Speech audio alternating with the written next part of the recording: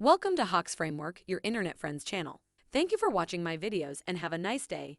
Hello everyone and welcome back. Today we're going to be learning a little bit about PHP. It is a programming language, and to run PHP scripts you need to have some sort of a server. It will definitely help, and it will make things way more simple when you start getting into more complicated things. So in order to start, you need Exam. This is a software you can download and install, and once you do, you will get an icon on the desktop for the Exam control panel. You can run this and you can start the Apache server because this is the only thing we need right now. As you can see, it started on ports 80 and 443. Later, when you get into PHP, along with MySQL or something like that, with databases, you're going to be using this one as well, maybe even FileZilla or Tomcat. And now all you need to do is to open the Explorer right here, and you can click on here, and it will open a certain folder. In my case, this is C and Exam. In your case, it will probably be the same thing. Once you're in here, you need to navigate to htdocs, and you absolutely have to do this because this is the way it works. You will not have any of these files right here. It will be completely empty. And you can start away by making a new file right away, or you can just make a new folder. And I made a new folder called video, so let's just enter this folder. You can ignore these files, you will not have them here, so I'm just going to make a new file called index.php.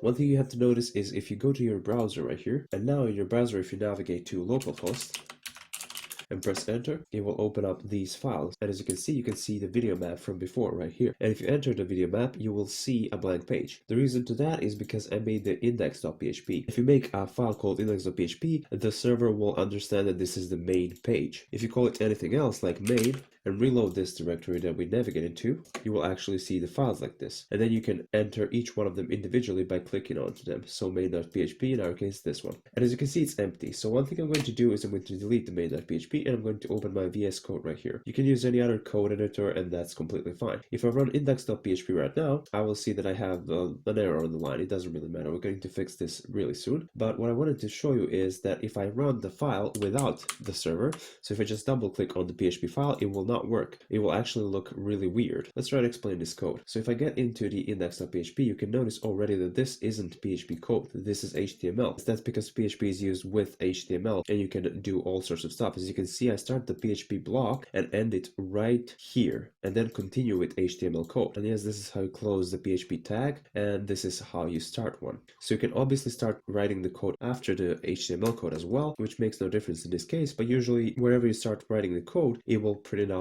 obviously where you started. So if I ended the code right here, obviously this would be under the code. Okay, so I fixed my syntax error, so let's get started with PHP. The first thing we're going to do is we're going to define a variable. Variable is just a thing in which you can place stuff. In our case, we're placing a string, also known as text, basically.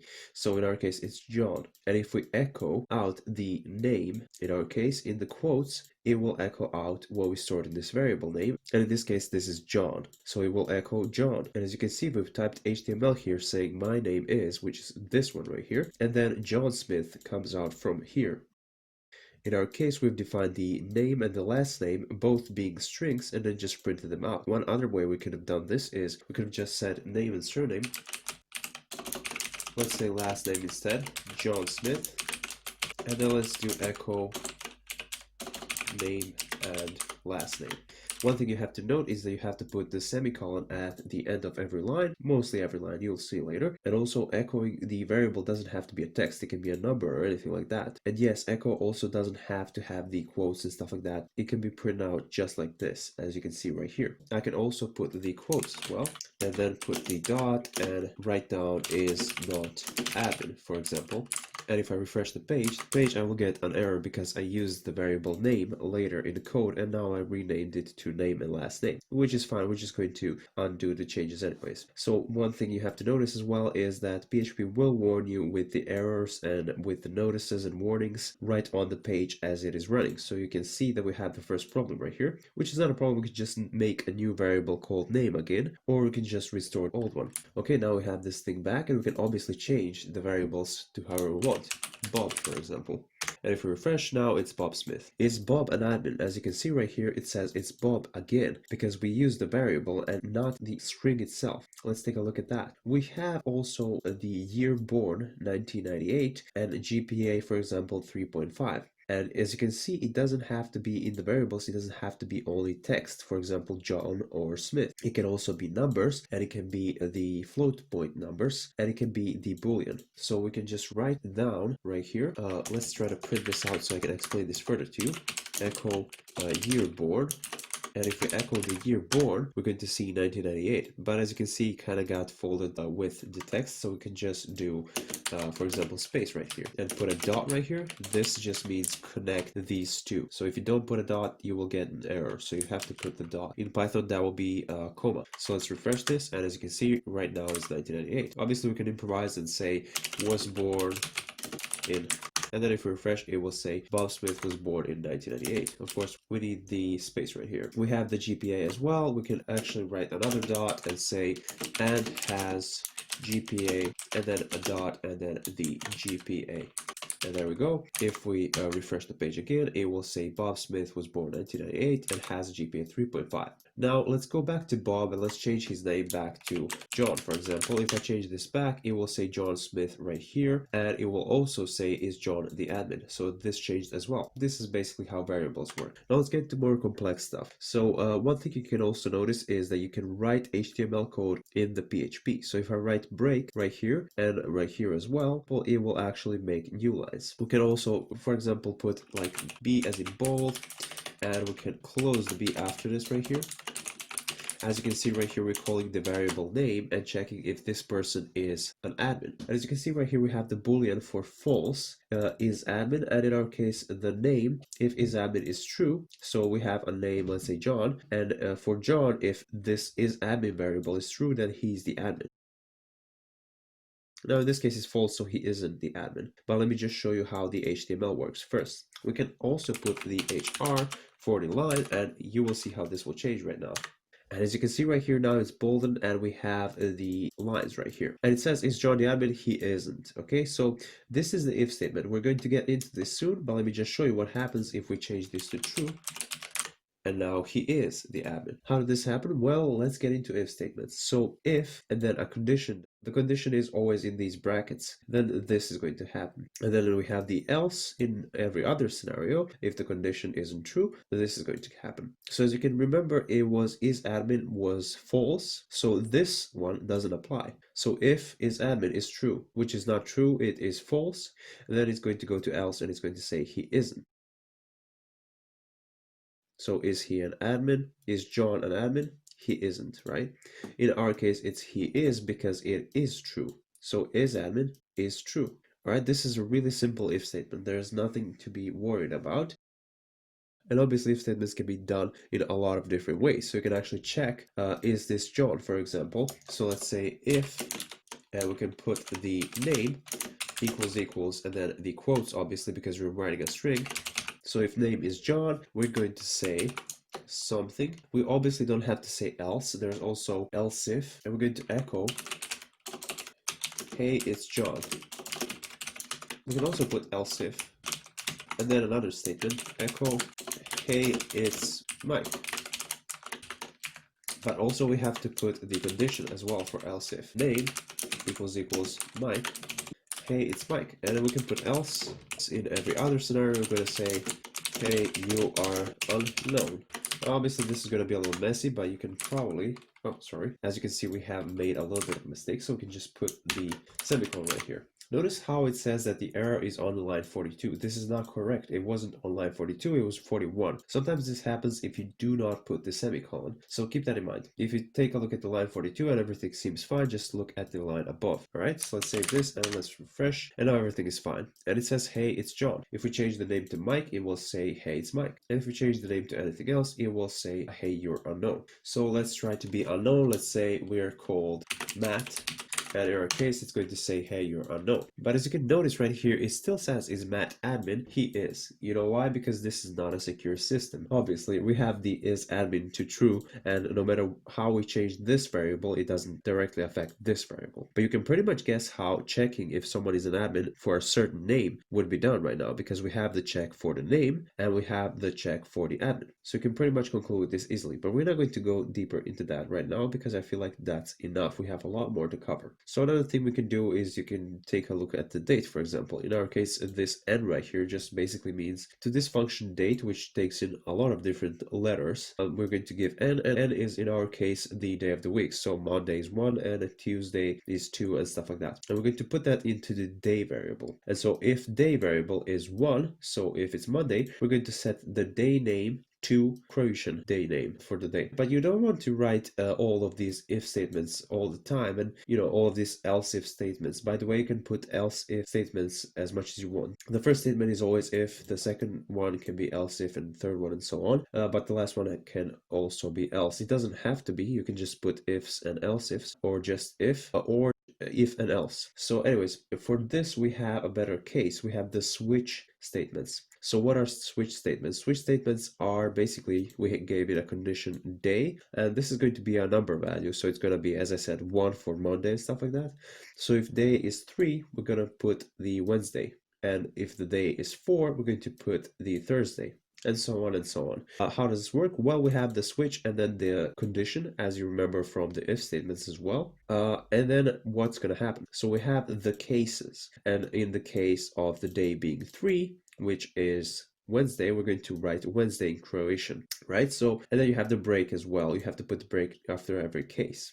And so this is done, and once we go to the end, we can put the default. This basically just does the same thing as else, right? So in every other case scenario, we're going to put it as Sunday, which makes not much sense in this scenario because the 7th day is Sunday, but I just put it there so you can understand what it does. We can actually delete this line, and if it's 7, it will be Sunday, right? So anyways, so day name. So then we can echo the day name. As you can see, we have gone through all of these scenarios to see what the day name is going to be. And why have we done that? Well, because we don't have the variable day name defined before. We have it defined in the if statements only. So it's going to check if the day is 1, this one from right here from date, or 2 or 3 and stuff like that. And let's say it's Wednesday, it's going to hit this one right here, and then it's going to define day name as Wednesday. And it has to be one of these because obviously otherwise this function wouldn't work. It has to return a number. Okay, so we can echo the day name. As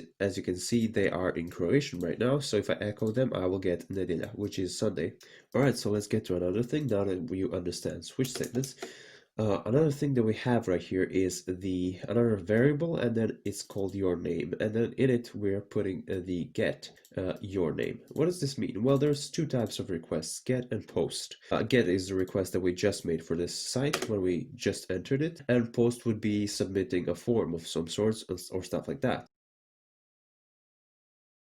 Get can actually accept parameters, and so can post as well, but through a different way. So how does get accept parameters? Well, like this. All you have to do is in the URL just put the question mark and then put the name of the parameter. In our case, it is your name, so it is in these quotes. So your name is going to be an equal sign and then some name. Let's say I don't know, Mike again.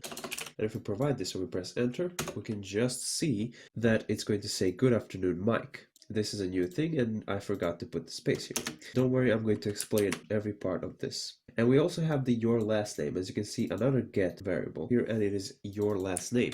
So let's fill this one in as well. Mike, and then put the and sign. And this will basically mean just another parameter. And as you can see, we have the your name, Mike, and then the end sign, and then the your last name, and then the last name. Let's say Smith again, because I don't know any better last names right now. And nothing happened because I didn't print this out. I can just do echo your last name, and it will print his last name right here. All right, so let's explain this a little further. So what we have right here is the get request. And once we provide that in the URL, this your name, Mike, which was in our case, you can remember that we actually had output for Mike. Well, how? Well, because we have the if statement right here that is checking if the parameter is set. And since we provided the name in the URL, this was true. And so this happened. It echoed good afternoon and then the name that we provided in the parameter. So this is a cool thing. You can actually enter any name that you want and it will input it. I can actually enter HOXFRAMEWORK. and now it's going to say good afternoon HOX framework. And this is very useful because GET requests do a lot of stuff. You need to know this. Actually, you should learn POST requests as well. Very important if you're going to get into well, not only PHP, into a lot of stuff. So anyways, I don't want to scare you with that, so let's just stay on the GET. So there's another GET that we want to check. We have the variable your last name that actually checks if the GET is set. So if we did set the your last name in the URL, if we did set something to it, then it will leave it the way it is. But if we didn't, then it's going to set your last name to nothing. Why? Well, because if we echo your last name and we don't set it, we're going to get an error or something like that. Let's say your last name, and let me show you what happens. So if we refresh this and we didn't set the your last name, we just set the your name, it will say HOX framework. And for your last name, it won't say anything. Why? Well, because I've set this line. But if I do it like this, just regularly, your last name, and then is get, and then your last name, as I've done right here, and I refresh the page, you will see that we have a notice that we don't have this index because it hasn't been provided. But if we go right here and provide it now, something, now it will say something, as you can see, because we provided the your last name. Now we don't want to get this trouble. We don't want users to see the notices. We can actually suppress the notice like this as well, just putting this symbol right here. I think it's called @ or something like that. So we put that symbol and we refresh, and as you can see right here, we still have something. But now if we remove the parameter that we entered, we will have nothing. We don't have the notice that we had before. As I said, the same thing, except for this one just ignores the notice, and this one just places, well, nothing. But the difference is, if your last name doesn't exist, if it's not filled out, it's going to be type of none. And this is not the same as nothing. Right here, we don't have actually nothing. We have a string that's empty. We have nothing in the string, but it's still a string, so it's still something. If you are scared by this, that's fine. This specific line, you don't have to understand like a professional, obviously, but this is a really useful thing. So you can always write this down and then come back to it later. This is more important to you. All right, so let's take a look at what else do we have. So we have another break just to clean things, just to make sure that they're all good. And then we require the dataset.php. What does this mean? Well, we're just including another file. And in our case, it is this file right here, the dataset.php. And in dataset.php, we have a variable which happens to be an array. What is an array? It is some sort of like a list, and it has some sort of structured data in it. As you can see, we have Italy and Rome, which is the capital of Italy. And we have Denmark and Copenhagen, and we have Finland and Helsinki. And you can notice these are all capitals. So there's some data stored into it, and we want to use this, but we didn't want to copy this whole code and just put it in our code. So instead we just use require. There's also include, and there are some differences to it, but for now you don't have to know this. And if we go echo EU25, as you can see, we don't have EU25 from anywhere before. And you're probably wondering, won't this give us an error because we don't have that variable defined? Well, no, not really, because we have EU25 in our dataset and we've included it. So now it's kind of like we have it in our code. So if we call EU25 and then we call with these brackets, this just basically means in the arrays, call a specific part of the array. And we're calling for Poland. And as you can see right here, if we scroll back to Poland, we have called Poland and we will get the Warsaw, which is the capital of Poland. I hope I'm saying this right. But anyways, we can change this to France, obviously, and we will get Paris. They're probably wondering, well, what if I try to enter Rome and I want to get Italy? That's a different thing. We won't be going into this right now, but it is definitely possible to do. For now, all you need to do is if you input one of these, you will get one of the cities.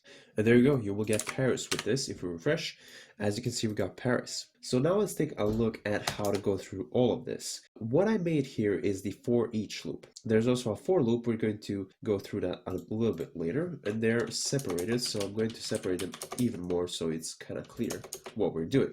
Okay, so right here we have the for each loop. As you can see, this is just a line, so it looks nicer, and this is the loop we're talking about. So if I take a look at the for each loop, we have the first EU25, which is the whole data set. This is actually how you have to do it. For each takes in the condition, but in our case, the condition is more like just take the whole data set and then write as, and then write the key, which in our case happens to be, you know, Italy, Luxembourg, Belgium, which is a nation. So I just called it nation key, and then put this little sign right here, which is actually two signs, the equal sign and the greater than sign. And then the city, because we have the city. So that's how I named them. You can obviously change the name to whatever you want, you know.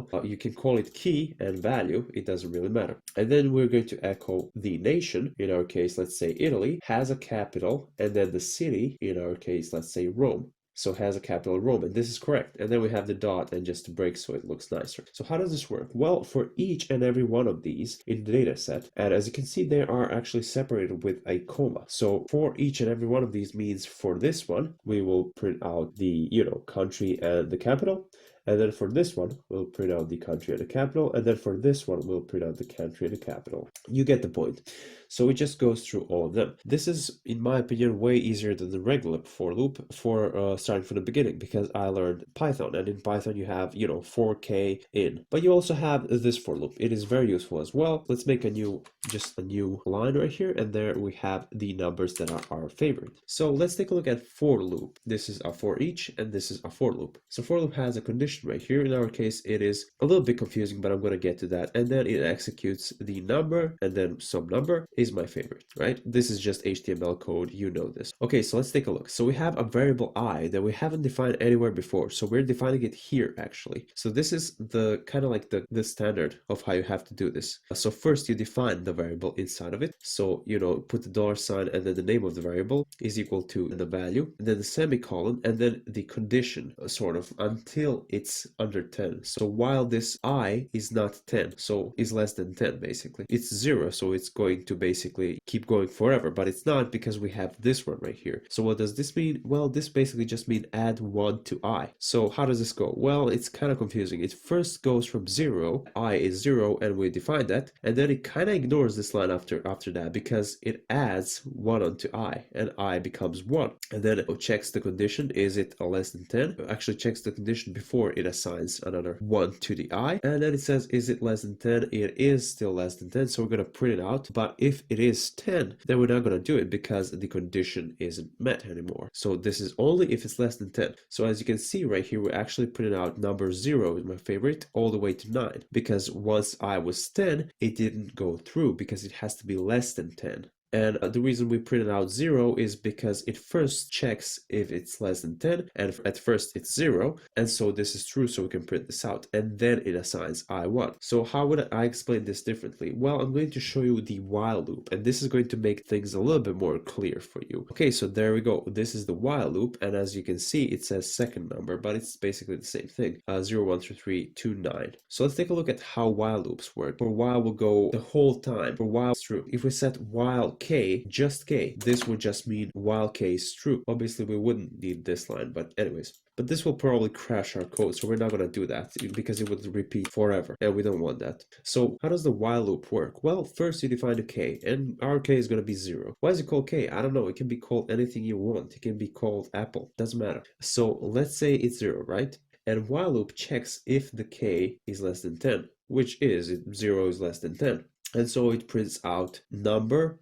It says second. It's kind of confusing. Let's just print out number.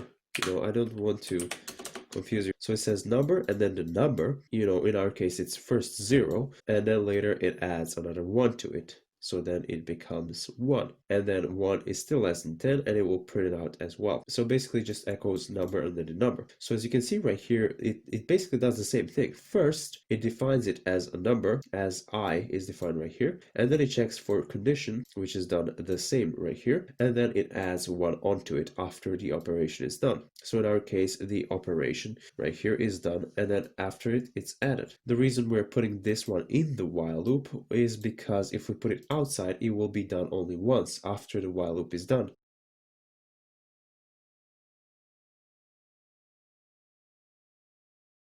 So we make sure that we have 0, and then we check, and then we print out, and then we add another one, and it becomes 1. And then the same thing until it becomes 10. Once it becomes 10, the while loop won't be applied anymore, and it will continue with the code. And since there's no code anymore, it will just print that would be all. So there it is, that will be all. Anyways, thank you so much for watching, and thank you for 300 subscribers. If you have any questions for the video, make sure you leave them in the comments. I will answer. And I hope I explained this good, and thank you so much for watching, and have a nice day.